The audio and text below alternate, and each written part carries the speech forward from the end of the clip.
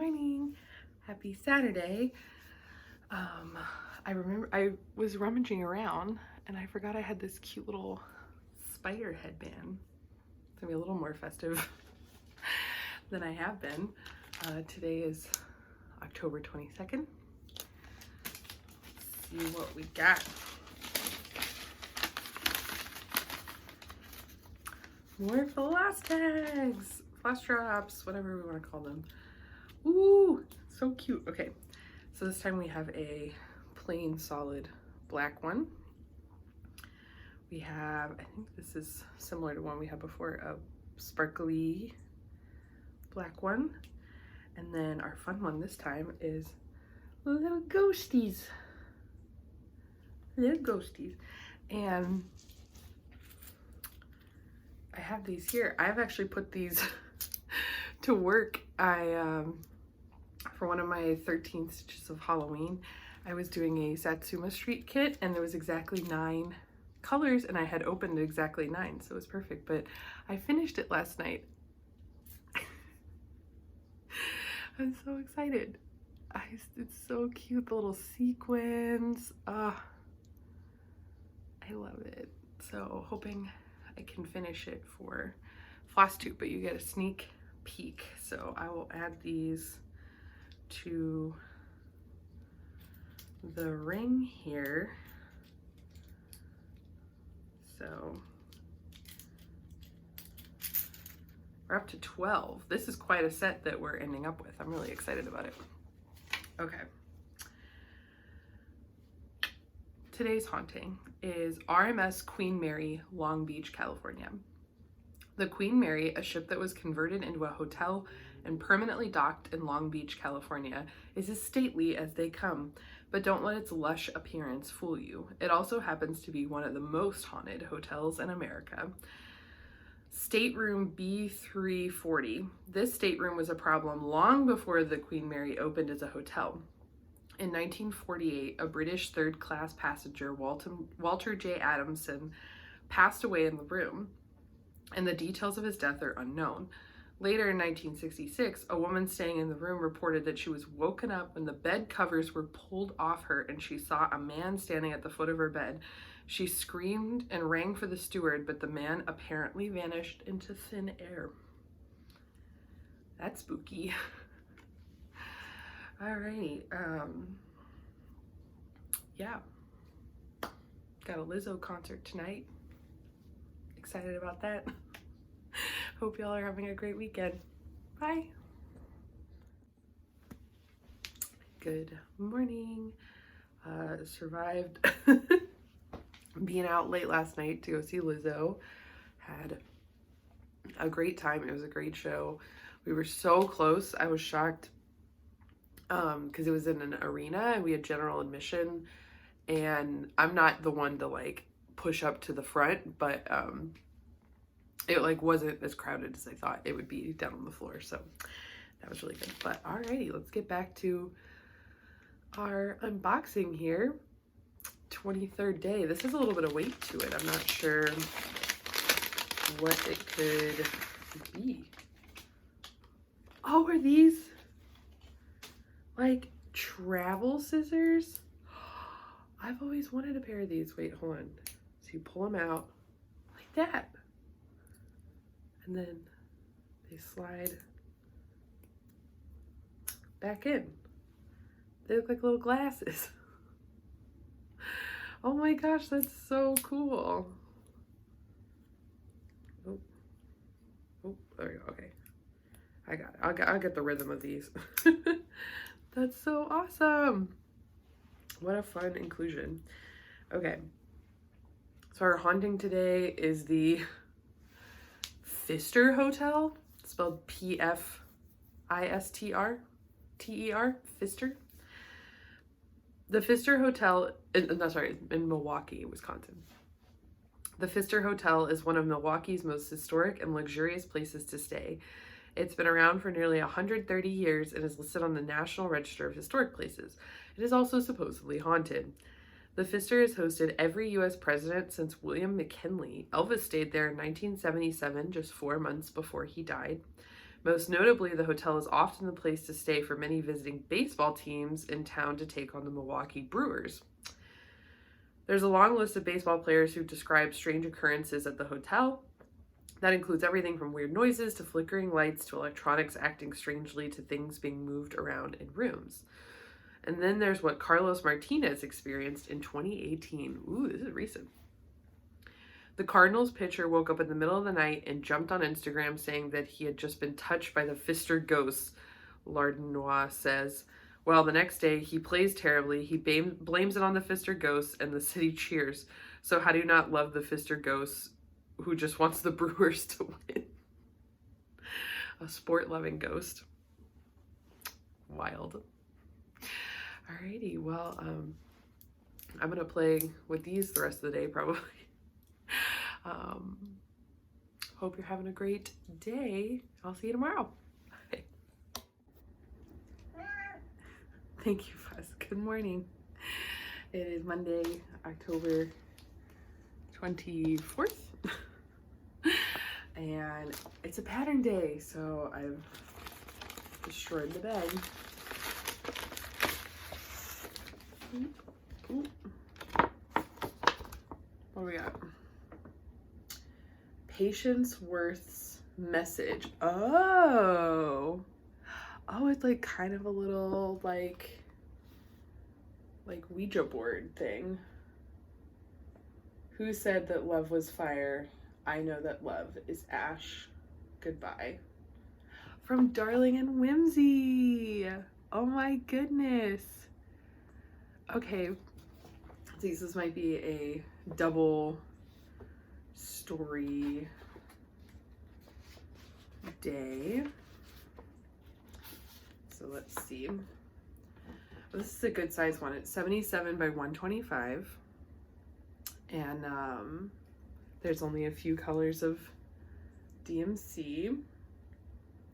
So let's read Darling and Whimsy's story about Patience first. So it says, about Patience Worth, a ghost who was also a published poet. Patience was a spirit who began communicating through a Ouija board to a woman named Pearl Lenore Curran. Over the course of their conversations, Pearl and Patience wrote several novels, short stories, and poems that were published.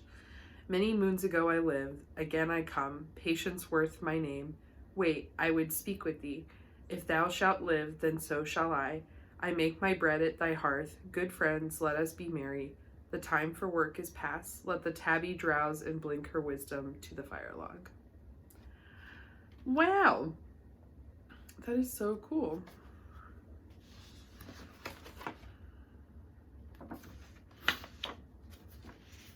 Nice. Okay.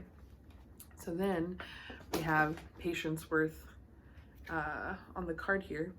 Patience was a spirit who began communicating through a Ouija board to a woman named Pearl Lenore Curran. Over the course of their conversations, it's like the back half of what we just read. Wrote several novels, short stories, and poems that were published. Very cool. And I liked that a lot of these patterns you could kind of put on. I know they gave us fabric, which is great, but you could kind of put them on anything. I think they would look great. Alrighty, well, hope your week is off to a good start, and I'll see you tomorrow. Good morning. It is Tuesday, October 25th, and let's open these threads up. So these should be for the Darling and Whimsy pattern. Oh yeah, okay, great. 3 colors, no problemo. They are 4, 3371 and 3866 in the middle here. So nice and simple. Love it. And then let's see. Today's haunting is the Goatman's Bridge, the Goatman's Bridge in Lantana, Texas. Passing over any bridge is antiquated and creaky as the old Alton. It's normal to feel a little unsettled, but for this particular bridge, those feelings may be more grounded than not. According to local lore, the historic Old Alton Bridge marks the entryway to the territory of a malevolent demonic force known only as the Goat Man. Some even believe that crossing over the bridge at certain times of night can unlock a portal into hell itself. If you think you're brave enough to cross the haunted Goatman's bridge, read on, but be warned, the creature is said to appear whenever someone mentions its name. Good thing I'm not in Texas. Spooky. Love a good bridge. We watched the better part. We kind of binged The Watcher last night on Netflix, and because in the past we've watched like Haunting of Hill House and Haunting of Bly Manor, and those I thought were really good and like creepy. But this one, I don't know. I know it's like #1 on Netflix right now, but I feel like they built the tension really well at the beginning, and then it just didn't really hold for me by the end. I was okay with the ending, but yeah, anyway, there's my review that no one asked for. But I mean, I still feel like it's worth a watch if you're just looking for something. It's only 7 episodes. The cast is good. But anyway, yeah, speaking of hauntings, the Watcher was an interesting watch. So have a great one. Good morning, Flosstube. It is Wednesday, October 26th. Gotta name the days of the week. And today is a fabric day. Let's look together, shall we? You know, I did put the other pieces together, and none of the fabrics are identical, but they are all quite close. So yeah, our pattern for this was the Darling and Winsey Designs, Patience Worth, and we have our 3 colors. Sorry, not the best light this morning, but again, just a reminder, Patience Worth. So this looks like another linen. And let's see what our haunting is today. Emily's Bridge in Stowe, Vermont. So 2 bridges this week. They're like themed. Last week it was like Saloon Week. This week it's Bridge Week. Built in 1844, Emily's Bridge. Sorry. Remember. Emily's Bridge in Stowe, Vermont was just 50 feet long over Gold Brook and was covered with dark wood that the elements haven't been merciful on ever since. But around the time the bridge was built, that dark wood was still new, smelling of fresh pine, and creaked every time a horse-drawn wagon crossed it. A young woman named Emily planned to elope with her love. Their meeting place was this same bridge, but when he didn't show, Emily, filled with despair, hanged herself from the rafters of the Gold Brook Bridge. Stories started making the rounds in the area of sightings and young Emily lurking around the bridge. Not the sweet and sorrowful Emily we learned about, but a vengeful Emily, full of wrath and apparently long nails. Emily was understandably upset at being jilted. Anybody would be, but for Emily to take it out on passing cars? Some would consider that overdramatic, but that's Emily. She started slashing cars passing over the bridge, leaving scars not unlike those left by Wolverine of X-Men fame. Even pedestrians crossing Emily's covered bridge are not safe, and the marks on their backs bear witness to Emily's fury, which hasn't abated even after all these years. Oh my goodness. That story reminds me a little bit of the premise of Corpse Bride, huh? And her name's Emily too, so that's what extra made me think of it, because she plans to elope and goes to meet him, but in that one she is disposed of by her lover and he takes her money. But interesting. And you know, she comes back from the dead in Corpse Bride, but that's a great Halloween movie. Athena recommended that on one of her vlogaweens the other day, and I was like, you know, I haven't watched that in a long time. I really like that movie. But anyway, that's all I have for you, and I can't believe the 26th. still got several days to go, but it's almost out of time. Hope you're having a good day. Bye. Good morning. Alrighty, here we are. Get right into it on Thursday, October 27th. It's my parents' anniversary today.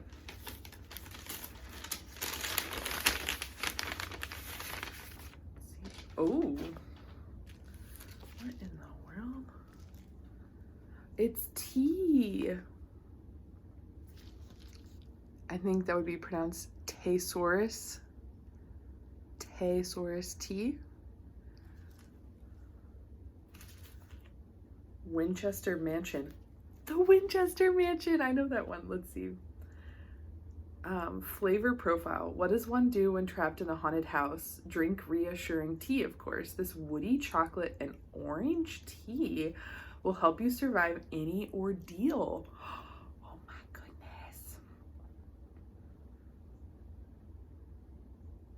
Ingredients: black tea, carob pieces, to Google that, chicory, orange peel, orange blossom, calendula, and sunflower petals. Oh no, I'm allergic to sunflower seeds, but only like raw sunflower seeds. Sunflower oil doesn't bug me because whatever's in the refinement process. So I don't know if sunflower petals would bother me. That'll be one to Google. But okay. Oh, well, and this is called the Winchester Mansion, but that's not the haunting today. All right, the haunting today is the Mark Twain House in Hartford, Connecticut.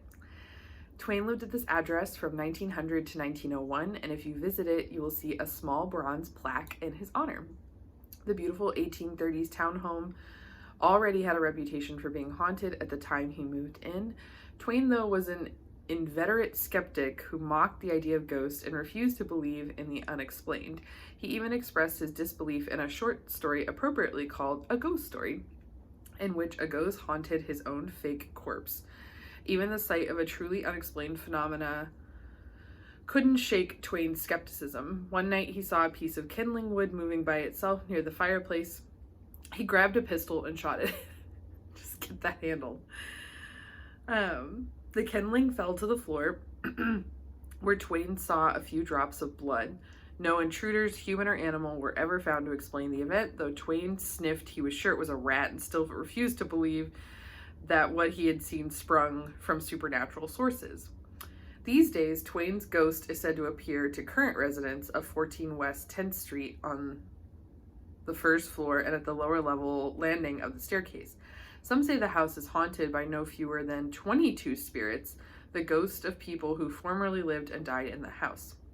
Perhaps Twain does take his place among this cavalcade of shades, or perhaps it is merely wishful thinking on the part of those who spot the spirit. After all, who doesn't love a good celebrity ghost? Oh my gosh. How fun.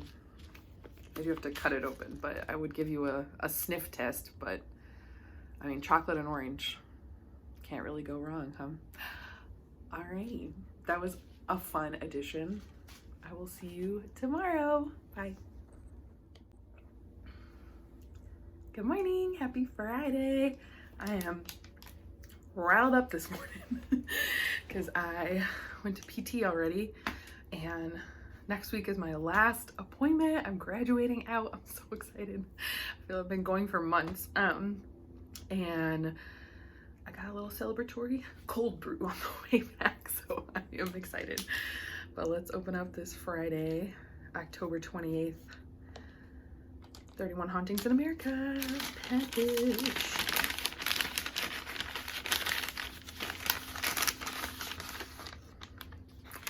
It's another needle minder. Oh my goodness. I like long romantic walks through haunted houses. That's cute. That's cute. I like all the little, I can't believe the little detail in those little houses and the little bats. Oh my goodness. That is so cute. Okay. So our haunting today is the Lizzie Borden B&B, Fall River, Massachusetts. I've heard of Lizzie Borden. The Lizzie Borden house in Fall River, I forgot yesterday.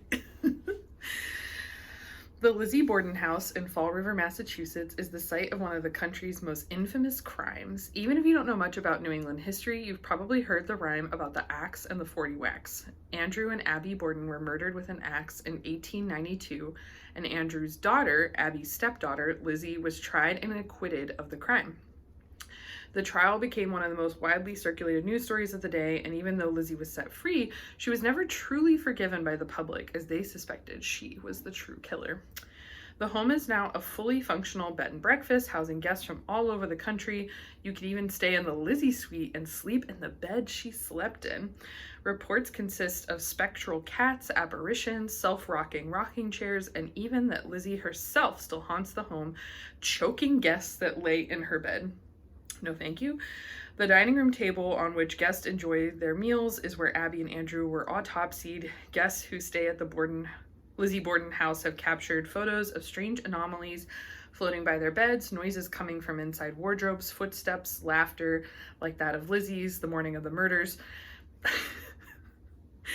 And some have even reported being touched by an unseen hand while they slept. I guess that's what you would feel if you were getting choked. Goodness gracious. All right.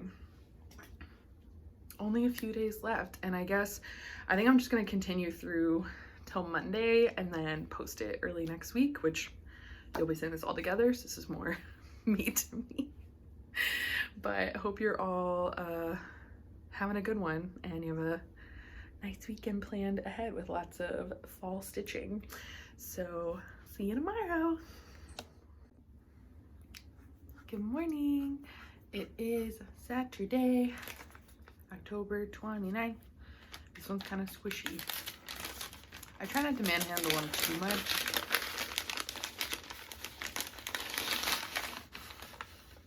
Oh, wait a second. Is this maybe like a flip? This is floss. This is DMC floss. I thought maybe it'd be like Fangirl's floss. Do we get one more pattern? I am so intrigued now. Okay, so we got some more, oh my gosh, some more DMC. So we got some swampy greens, some golds. $9.39, not a 310, actually a deep blue and a cream. Oh man.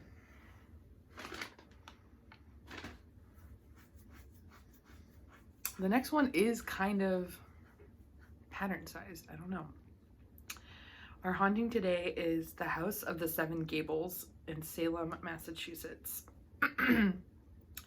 They say that there is no house in Salem more haunted than the Turner Ingersoll, better known to many as the House of the Seven Gables. With its Gothic-inspired cross gables and dark as coffee wood clapboards, Turner and Ingersoll's famous House of the Seven Gables looks like something out of a Hansel and Gretel spinoff. For many years, there have been a number of spirits reported at the Turner Ingersoll mansion. In the famous secret staircase, visitors have witnessed the spirit of a man clambering up and down the stairs. Those who have seen him are quick to link his spectral existence to the Underground Railroad. But the Turner House, even during the 18th and 19th centuries, was never a stop on the Underground Railroad, and those secret stops were not even built until nearly 50 years after the closing of the Civil War. Oh, these secret steps, sorry. I was like, what? These secret steps were not even built until nearly 50 years after the closing of the Civil War. Others report seeing a phantom boy who enjoys playing in the attic. Throughout the day, his little footsteps can be heard pouncing around upstairs as he giggles and laughs. According to one historian, the attic space once functioned as the servants' quarters for the property. Is it possible then that the ghostly boy is none other than one of the servants who once lived there? Don't know. And I do know that I still don't know how best to hold up floss. But it's out of order. They're playing a trick on us at the end. Can't wait to see what the last 2 days have for us. So hope you have a fun weekend planned. or a restful weekend, whatever you need. And I'll catch you tomorrow. Good morning. Happy October 30th. It's the day before Halloween, and I just had to immediately sit down and see if we got another pattern and it was out of order. So here we go, October 30th. It is what? Winchester House. Oh my gosh. Wow. So we had 6 kits in this box. And I feel so goofy because I feel like I was watching one of Michelle Bendy's streams where she was working on this. And I didn't even think about her being in the box because it didn't look like we had that same like black envelope, small squishy, medium squishy box, but they threw one more in here. So this is Winchester House, and I'll read her designer note on the back. So it says, I was so excited when Emily asked me to be a part of her 31 Days of Haunted America box. I had a vision of the travelers, box recipients, going to each place on the list and picking up souvenirs if they had survived. If they survived. So this is my contribution, a little memento of the most haunted house in America, Winchester House. That's so cool. So this one is a 90 by 61, so manageable. I mean, it's dense, but it's smaller. That's great. I love it. Okay, and then there's a suggested fabric from Color and Cotton or the fabric from your box. All right, let's see. Winchester. Okay. So even though we got the, what was it that was related to the Winchester House that we already opened? I don't remember. But we actually have it today. The Winchester Mystery House is a mansion in San Jose, California that was once the personal residence of Sarah Winchester, the widow of firearms magnate William Wirt Winchester. The house became a tourist attraction 9 months after Winchester's death in 1922. The Victorian and Gothic-style mansion is renowned for its size and architectural curiosities. Despite it being considered one of the most haunted places in the world, there's no evidence to support this belief. Much of the lore of the Winchester House and its owner has not been verified and is often proven false. Well, okay, so I feel like this kind of misses why the house is real, or really weird. So, Criminal Podcast, my sweater here, did an episode on the Winchester House, so I think it's really cool. But what is weird about it is that once the widow of, what's his name? William Wirt Winchester, they were building the house when he passed away, and she never ceased construction on the house. She continued to have builders there and to build on it until her passing. And so that's why it's full of just like stuff that doesn't make sense, like stairs that lead to nowhere, like rooms that don't, like, you know, just, it's very weird. Imagine building on something for that long. So that's why the house is like really weirdly built, and I would love to go there one day. But and I mean, and you can see it's a big house. So yeah, it's a big house because she never stopped working on it, and people don't really know why. So very cool. Oh my gosh. Well, I mean, I guess it kind of spoils the surprise for what tomorrow will be, but what a great box. What a great box. I will see you for the big finale tomorrow. Bye. I'm back. I just want to geek out about this house some more with you, if you'll indulge me. So, because I just think out of all of the places we've kind of read about, a lot of them are either like places that were normal where something really grisly happened, or, I mean, that's kind of it, right? Like they all had something kind of weird happen around them, people that, you know, ghosts, spirits, hauntings, that kind of thing. But this house is just cool and weird on its own. So I did misspeak. The Winchesters were not living in this house together, building the house. Sarah Winchester, sorry, I might get their names wrong. Yes, Sarah Winchester, the widow. She had a infant die of illness, and then her husband died of tuberculosis. And so she left to like start fresh. And so she moved into what was already an 8-bedroom house in San Jose. And that is what became the Winchester house. So I just looked up some numbers because I just think it's so crazy. So she was building on that house. She moved in 1886 and she was building on it until her death in 1922. So that's like, what, 20? Math is hard. It's like 40 years of construction. So the house as it stood when she passed was 24,000 square feet. Make sure there's lots of room for pictures here. There were 10,000 windows, 2,000 doors, 160 rooms, 52 skylights, 47 staircases and fireplaces, 17 chimneys, 13 bathrooms, and 6 kitchens. And the house in 1923 was worth $5 million, which according to the website I just quickly looked at, what is $71 million today. And so I'm remembering back to the podcast, which I'll try to link that episode below. I really recommend the podcast, obviously. I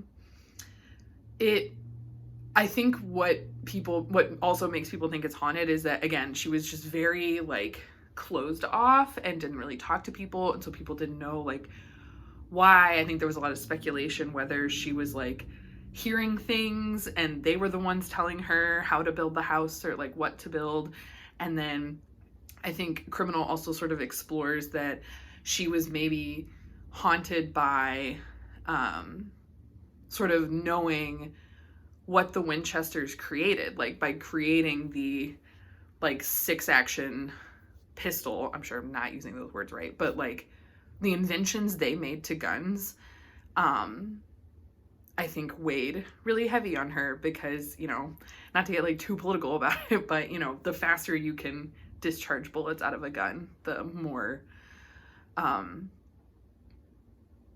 devastation you can cause. And so I think she struggled with that because 1923, so it's late in the 1800s, right? That would have been Civil War time. So 1886, yeah. So she would have lived through the Civil War, and seeing that impact in the Civil War, I think was really hard on her. So,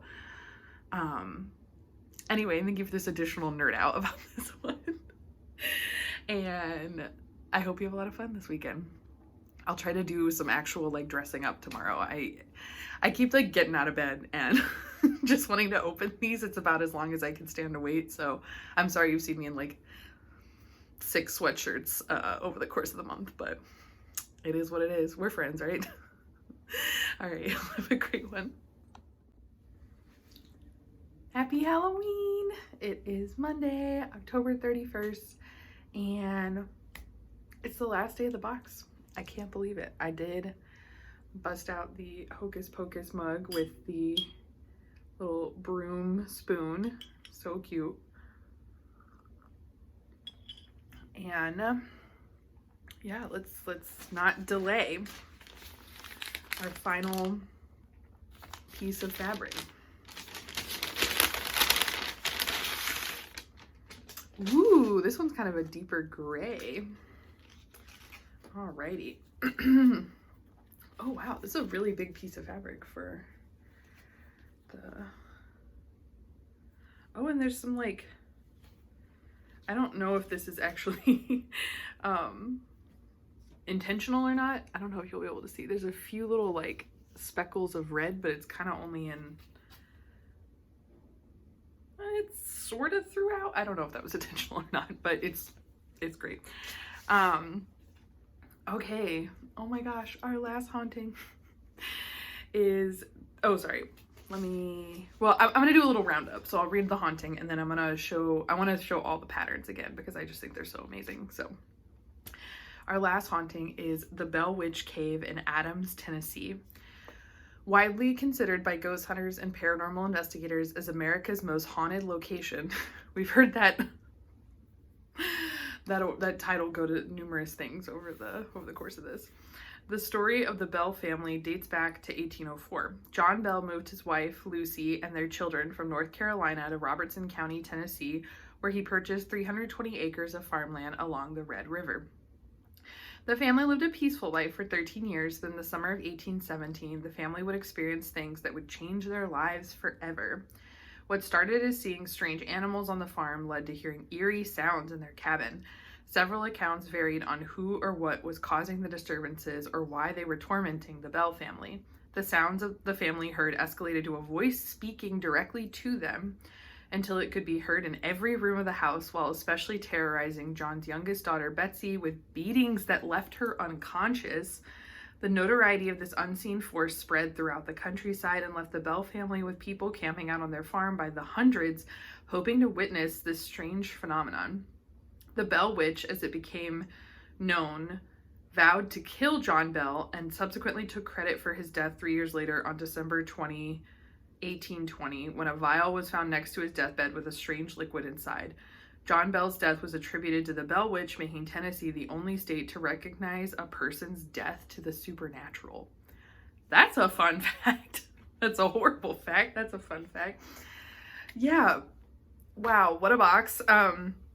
So I wanted to just kind of like run through what we got in here, because I just feel like everybody needs another feature. So we have 1, 2, 3, 4. Yeah, we got 6 kitted projects.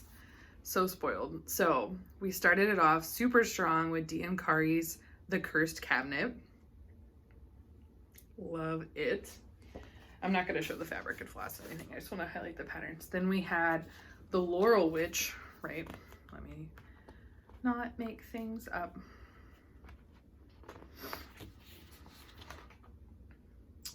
The Laurel Witch's Woman in White, which there's finishing instructions to make this into a doll. Park Hopper Bart's Bonaventure Cemetery.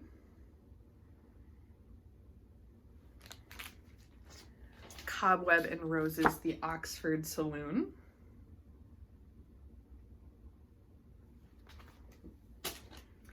Darling and Whimsy's Patience Worth's Message. And last but not least, with the fabric today, we have Bendy Stitchy Designs Winchester House. That's a pretty good vibe of the color and cotton she used. That's crazy. And then I was trying to think, unfortunately, not unfortunately. Fortunately, I was using things kind of as they came out of the box. So I was kind of just trying to think off the top of my head of other stuff that I do have. These here. We got 12 acrylic thread drops over the course of this with a ring. We had 2 snacks, right? The popcorn and the tea. And I'm trying to think of other stuff we got. So I also have this still sitting here, the little stitchy bookmark. Very cool.